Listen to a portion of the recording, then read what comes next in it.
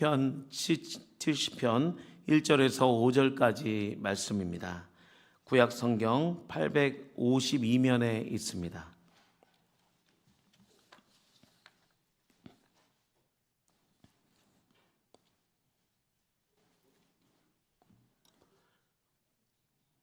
다 찾으신 줄 알고 교독하겠습니다.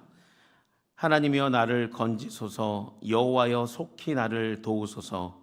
나의 영혼을 찾는 자들이 수치와 뭉화를 당하게 하시며 나의 상함을 기뻐하는 자들이 뒤로 물러가 수모를 당하게 하소서. 아하 아하 하는 자들이 자기 수치로 말미암아 뒤로 물러가게 하소서. 주를 찾는 모든 자들이 주로 말미암아 기뻐하고 즐거워하게 하시며 주의 구원을 사랑하는 자들이 항상 말하기를 하나님은 위대하시다 하게 하소서. 함께 읽겠습니다. 나는 가난하고 궁핍하오니 하나님이여 속히 내게 임하소서. 주는 나의 도움이시오 나를 건지시는 이시오니 여호와여 지체하지 마소서. 아멘. 이번 주는 4월의 마지막 주간입니다. 한 주간의 삶도 깨닫는 하나님의 말씀을 통하여 부활의 신앙으로 승리하시기를 소망합니다. 이 시간은 하나님이여 속히 나를 도우소서라는 제목으로 말씀을 전하겠습니다. 시편 70편의 표제어를 보시면 다윗의 시로 기념식에서 인도자를 따라 부르는 노래라고 기록되어 있습니다. 표제 안에 기념식에서라는 문구는 제사를 드릴 때에 부르는 제의적 찬양이라는 의미이고, 또 이것은 레위기 5장의 제사 규례에서 속제제 규례에 따라 곡식가루를 쓰는 소제의 제사를 의미합니다. 소제는 주로 가난한 사람들과 인생 속에서 여러 가지 고난을 받으며 형편이 어려운 사람들이 드리는 제사의 형태입니다. 그래서 시편 70편은 어려운 처지에 처해 있는 성도들이 하나님께 제사를 드리며 전심으로 하나님의 도우심을 구하는 제의적 찬양 시편입니다. 다윗에게 갑작스러운 어려움과 시련이 찾아올 때에 다윗은 하나님을 부르짖으며 긴급하게 간구하는 그 기도의 간증이 시가 되어서 오고 가는 모든 믿음의 후손들에게 다윗의 노래를 통하여 많은 위로가 되고 있는 것입니다.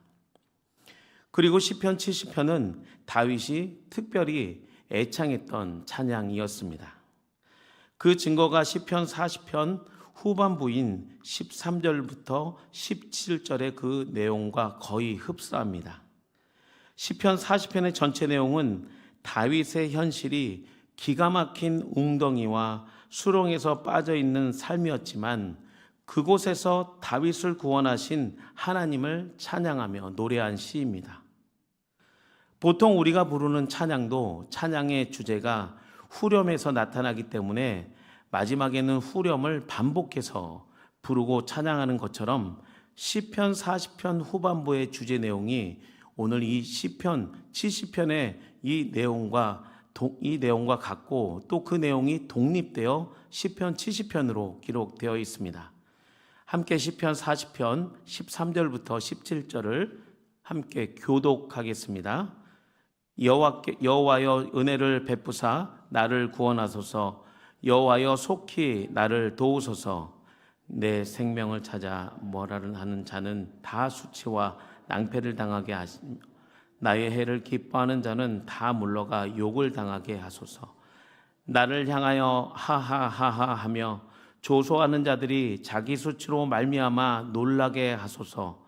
주를 찾는 자는 다 주 안에서 즐거워하고 기뻐하게 하시며 주의 구원을 사랑하는 자는 항상 말하기를 여호와는 위대하시다 하게 하소서. 함께 읽겠습니다. 나는 가난하고 궁핍하오나 주께서는 나를 생각하시오니 주는 나의 도움이시오 나를 건지시는 이시니라. 나의 하나님이여 지체하지 마소서. 아멘. 지금 시편 40편을 읽어보신 것처럼 시편 40편 13절부터 17절과 또 시편 70편부터 1절부터 5절까지의 그 내용이 거의 동일합니다.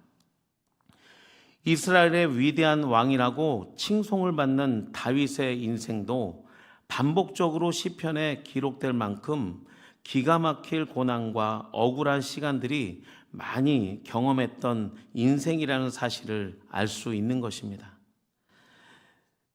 어쩌면 인생은 기쁨보다는 고난이 더 많이 존재한다는 것을 다윗의 이 반복적인 고백을 통해서 우리도 간접적으로 알 수 있습니다.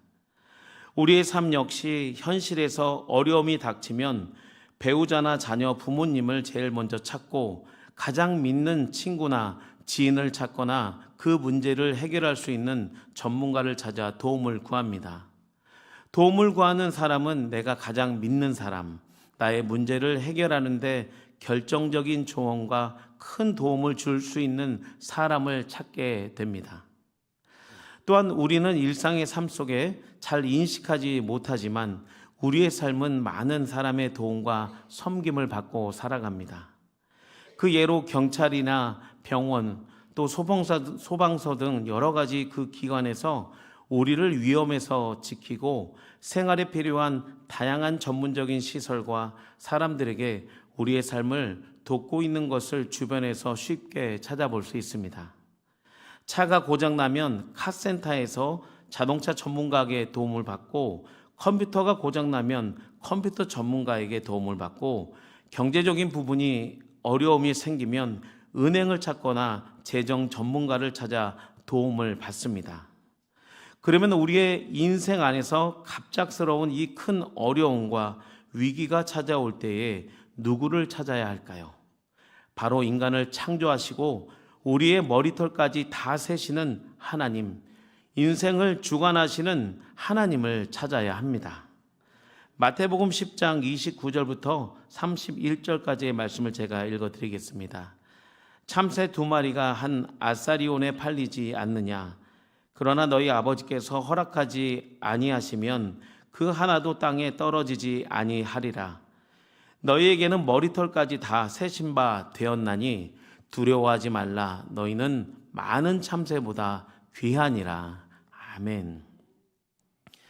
이처럼 예수님도 12제자를 세상에 파송하시면서 참새 한 마리가 죽고 사는 것까지도 관할하시는 전능하신 하나님이 너희를 보호하시고 너희와 함께 하신다고 말씀하시면서 두려워하지 말고 오직 주님만을 의지하라고 말씀하셨습니다. 오늘 본문 시편 70편도 지금 다윗이 이 긴박한 어려움과 고난 속에서 모든 상황을 주님께 맡기고 하나님을 찾고 있습니다. 시편 70편의 저자인 다윗이 1절을 통해 자신의 처해 있는 상황을 하나님께 간구하고 있습니다. 제가 1절을 읽어드리겠습니다. 하나님이여 나를 건지소서, 여호와여 속히 나를 도우소서. 1절에 나를 도우소서, 속히 나를 도우소서라고 하나님을 간절히 찾는데, 나를 도우소서라는 표현이 2번이나 등장하며 속히라는 단어가 1번 등장합니다. 이 표현은 다윗이 처한 상황은 매우 심각하고 곤란한 상황 가운데 처해 있으며 적들에게 생명의 위협을 느끼는 다급한 상황을 표현한 것입니다. 그뿐만 아니라 다윗의 생명을 노리는 적들 말고도 그의 주변에는 다윗이 고통스러워하는 그 모습을 보면서 기뻐하고 조롱하는 자들이 많이 있는 것을 본문 2절과 3절에 나타나 있습니다. 2절과 3절의 말씀을 합독하겠습니다. 나의 영혼을 찾는 자들이 수치와 문환을 당하게 하시며 나의 상함을 기뻐하는 자들이 뒤로 물러가 수모를 당하게 하소서. 아하 아하 하는 자들이 자기 수치로 말미암아 뒤로 물러가게 하소서. 다윗은 지금 자신을 죽이려는 자들과 조롱하고 비웃는 자들에게 둘러싸여 있습니다. 특히 3절의 말씀에는 의성어가 등장합니다. 3절에 아하 아하 하는 자들이라고 하는 이 표현은 의성어로 가래침을 뱉는 소리로 매우 불쾌하고 듣기 싫은 소리를 낸다는 그 의미의 의성어입니다. 다시 말해 다윗이 지금 기가 막힐 웅덩이와 수렁에서 허우적대고 있는 모습을 보면서 그 적들이 깔깔대고 비웃고 조롱하는 이 많은 악한 사람들의 목소리를 의성어로 표현한 것입니다. 그러나 다윗은 그들의 모습을 보고 먼저 대적하지 않습니다. 그의 삶에 갑자기 불어닥친 이 모든 어려운 상황을 오직 여호와 하나님께 간구하며 오직 하나님께만 도움을 구합니다. 이것이 다윗의 신앙의 위대한 모습이며 오늘 말씀을 통해 우리가 다윗의 신앙을 본받아야 할 모습인 것입니다. 하나님의 도우심을 먼저 구할 때에 다윗에게 어떤 일들이 일어났습니까? 2절에 뒤로 물러가 수모를 당하게 하소서. 3절에 자기 수치로 말미암아 뒤로 물러가게 하소서라는 이 표현에서 뒤로 물러가게 하소서라는 이 공통적으로 반복되는 이 단어는 전쟁을 하는 적들이 패배를 선언하고 퇴각한다는 그런 뜻입니다. 우리는 억울한 상황과 기가 막힐 웅덩이에 빠지면서 먼저 다른 사람을 탓하거나 비판과 정죄함으로 모든 문제를 타인에게 돌릴 때가 많습니다.